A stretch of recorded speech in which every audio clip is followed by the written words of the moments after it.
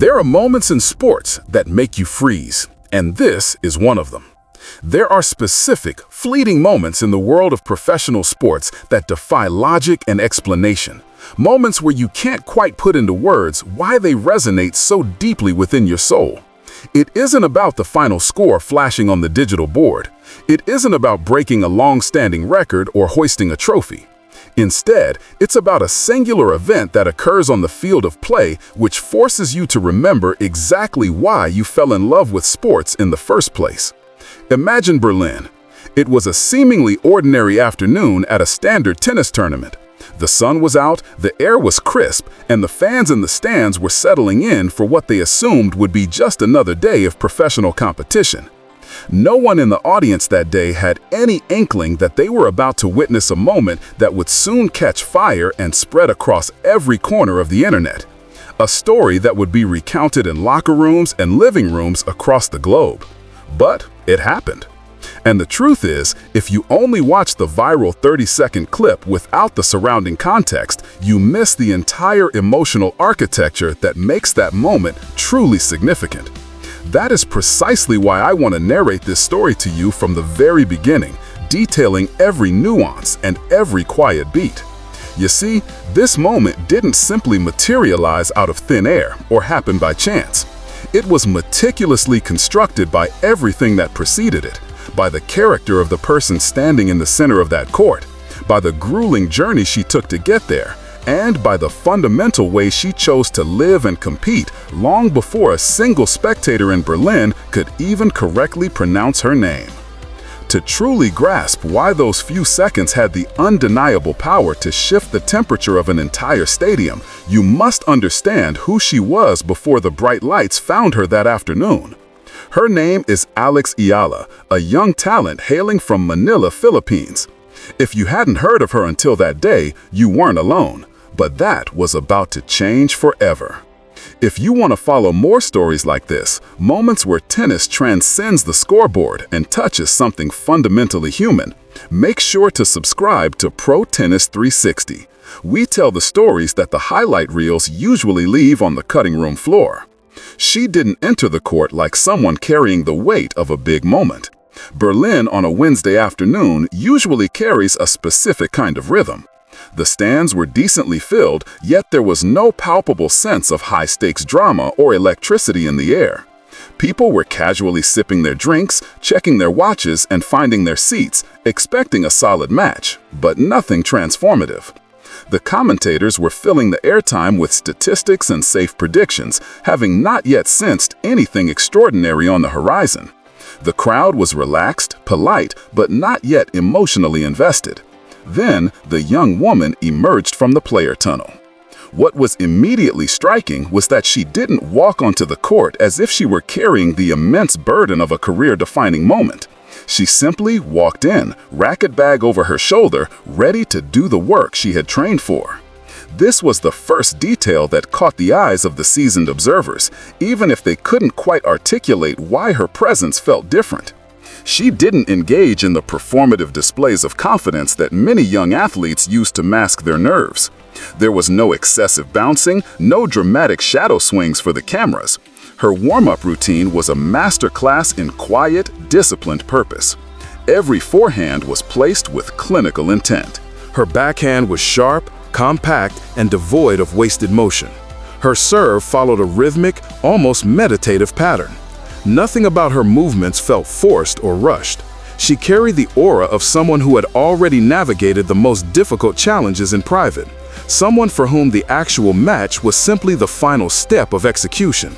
The crowd began to pick up on this internal stillness.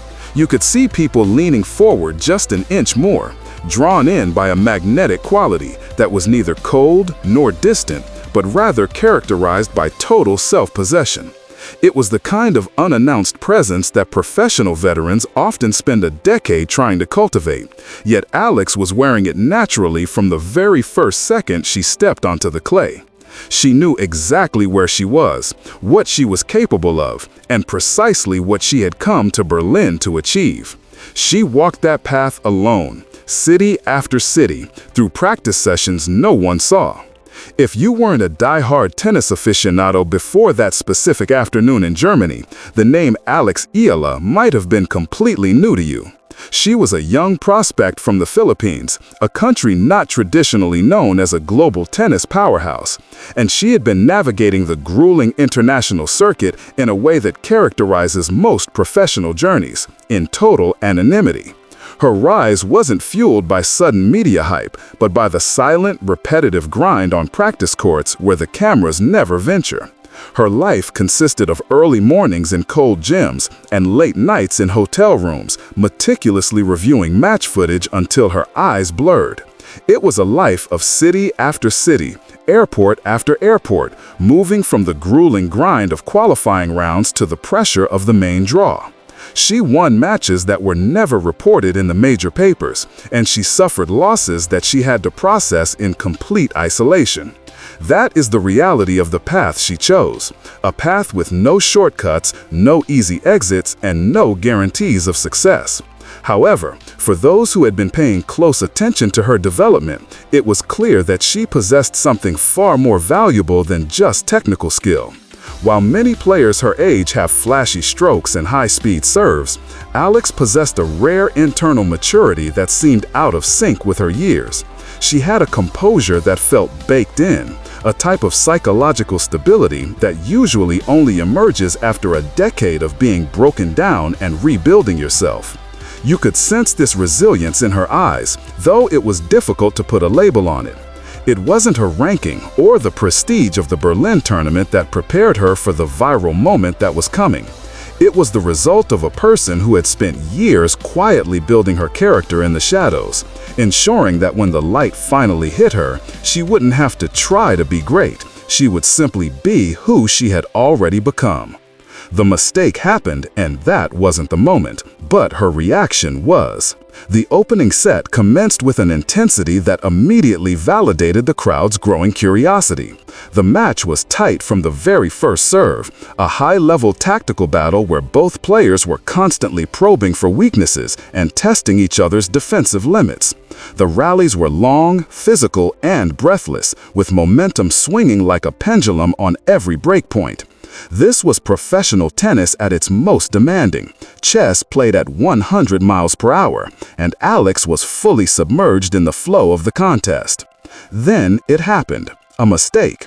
It wasn't a catastrophic failure, just a slight mistiming on a crucial ball. The contact was off by a fraction of an inch, sending the ball sailing just past the baseline and handing her opponent a golden opportunity to take control. We've all seen this specific moment in a high-pressure match. The stadium goes slightly hushed, a collective indrawing of breath as the audience waits to see how the player will handle the setback.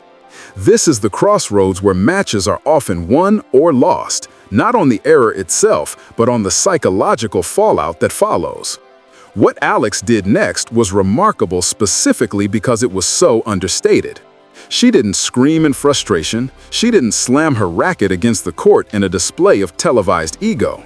She didn't argue with her box or spend 5 seconds too long staring at the ground with slumped shoulders. Instead, she performed a perfect mental reset. She walked back to the baseline, took a single, deliberate breath, and moved into the next point with a surgical, emotionless precision. The shift in the atmosphere was subtle but undeniable. The crowd wasn't just watching a tennis match anymore. They were watching a demonstration of character. They began to realize that this young woman wasn't going to be rattled by the circumstances.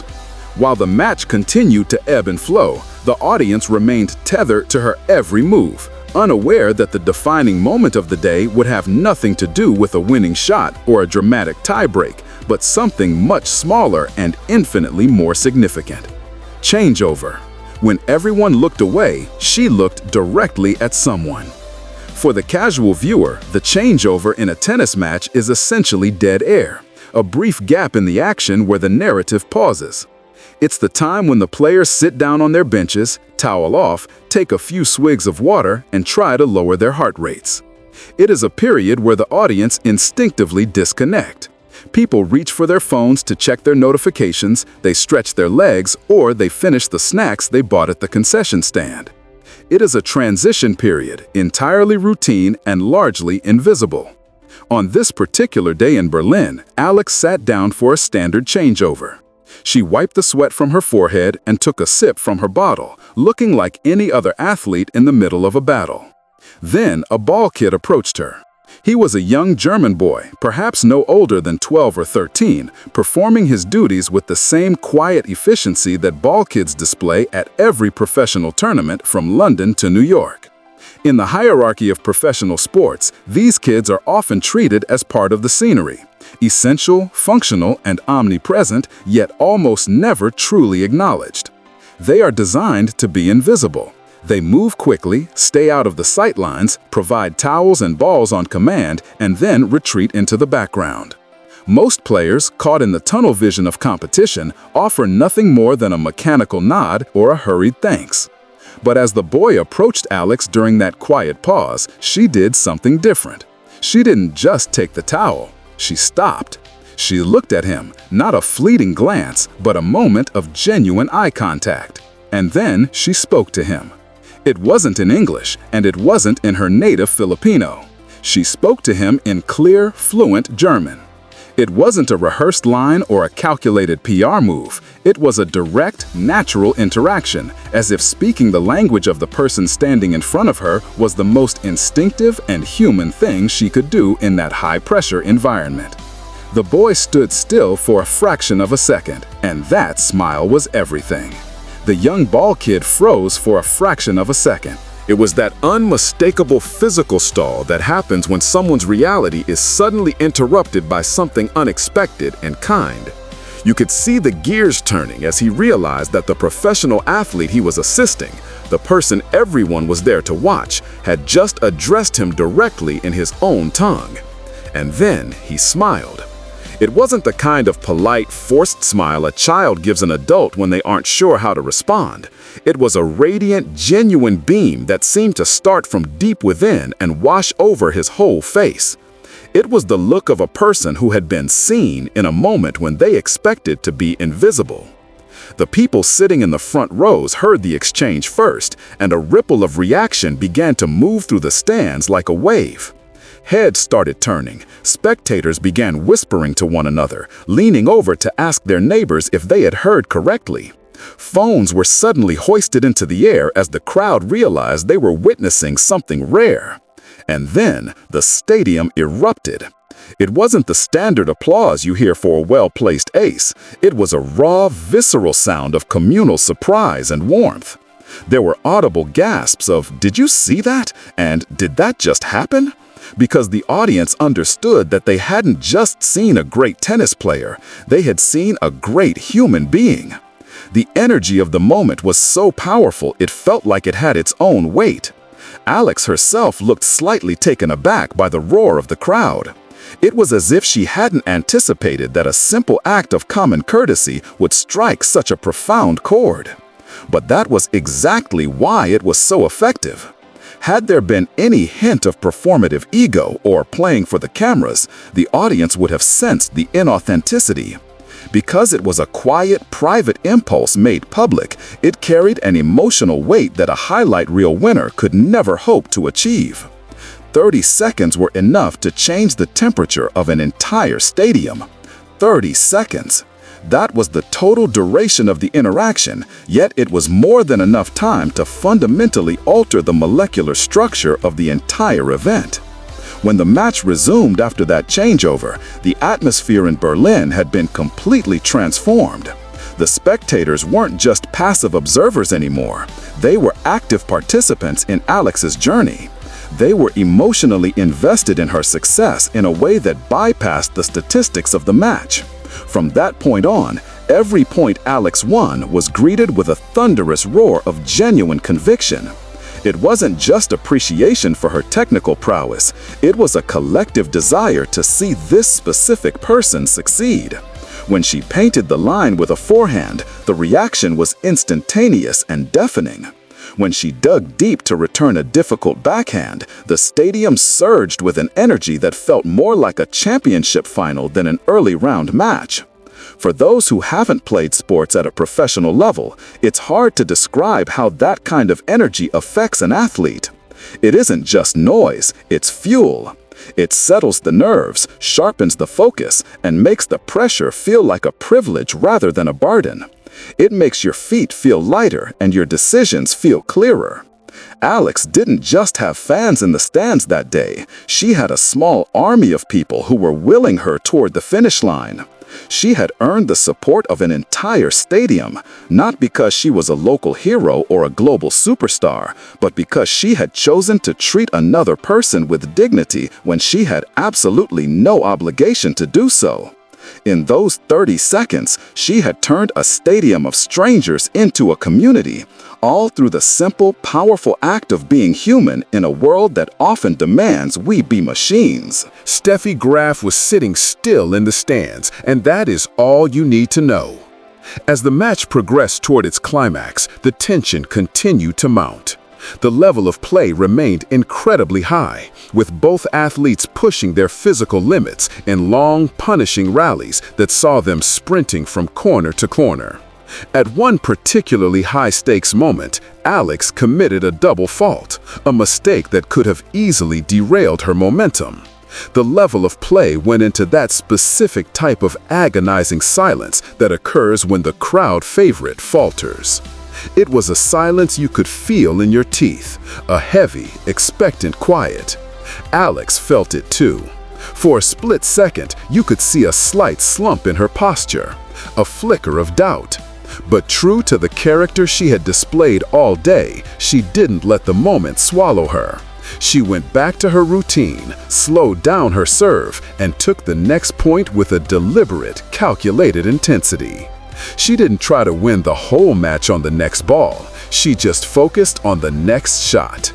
The crowd stayed right there with her, refusing to get restless or turn on her. They believed in her because she had given them something to believe in. And if you were scanning the crowd during these intense exchanges, you would have noticed a legendary figure sitting in the stands, watching with rapt attention. It was Steffi Graf, a winner of 22 Grand Slams and one of the most storied icons in the history of the sport. Graf has seen it all. She has watched thousands of matches and witnessed every possible drama the court can offer. Yet, she wasn't looking at her phone during the changeovers. She wasn't leaning over to engage in small talk. She was completely captivated, not just by the technical quality of the tennis, but by the intangible spirit that was moving through the stadium. When a legend like Graf gives you her undivided, silent attention, you know you are witnessing something that transcends the ordinary. Sometimes, the most profound reaction to greatness is simply to watch in silence, and that is exactly what a legend was doing for a young woman from Manila. This isn't just a beautiful story, it's a reminder of something we are losing. The International Tennis Federation represents players and nations from every corner of the globe. The sport is broadcast in nearly every language and followed by hundreds of millions of people. By any objective metric, tennis is a massive, globalized industry. However, being global is not the same thing as being humane. When you are a professional athlete on the tour, your life is a blur of constant motion. You are in a different city every week, sleeping in a different hotel, practicing on a different court, and eating at a different restaurant. The faces of the staff, the officials, and the volunteers often blend into a faceless background of logistics. You learn to protect your energy at all costs because the season is long, the competition is brutal, and the mental toll is immense. In this environment, it is incredibly easy for the people around the court, the ball kids, the linesmen, the cleaners, to be treated as mere functions of the event rather than as individuals. It isn't that the players are inherently unkind, it's that the system is designed for efficiency over connection. That is why it is so revolutionary when someone like Alex Eala decides to step outside of that mechanical system, if only for 30 seconds. For that young ball kid in Berlin, her gesture wasn't a minor detail. It was the profound difference between being a piece of the furniture and being a recognized human being. You don't forget the day a star looked you in the eye and spoke your language. I would bet anything that the boy has retold that story 1,000 times, and that it changed the way he views himself and his place in the world. That connection, far more than the final score or the prize money, is what will endure long after the stadium lights have been turned off and the tour has moved on to the next city. It is a reminder that even in the most competitive environments, there is always room for empathy. When everything ends, what remains is not the score. The match eventually reached its conclusion. The final point was the result of one last grueling rally, a physical test of wills where Alex meticulously constructed the point, moving her opponent side to side, patiently waiting for the precise moment to strike. When the opening finally appeared, she didn't hesitate. She stepped into a forehand and drove it down the line with a clean, flat, unadorned power that left her opponent stranded. The stadium erupted in a final deafening roar, but the sound carried an emotional frequency that went far beyond the celebration of a win. It carried the sound of a genuine human connection that had been forged over the course of 2 hours. As I look back on this story, the word I keep returning to is connection. It is so easy to see a viral clip on social media, see the crowd's reaction, and think, that was a nice gesture. But what is easy to overlook is just how extraordinarily rare it is. What Alex did wasn't technically difficult. It didn't require millions of dollars, a massive social media platform, or a team of advisors. It simply required attention. It required the conscious decision, while exhausted, stressed, and under immense pressure, to look at the human being standing in front of her and acknowledge them as an equal. That's the whole story. In the end, fans will forget the specific score of a match and the names of the losers, but they will never forget how an athlete made them feel.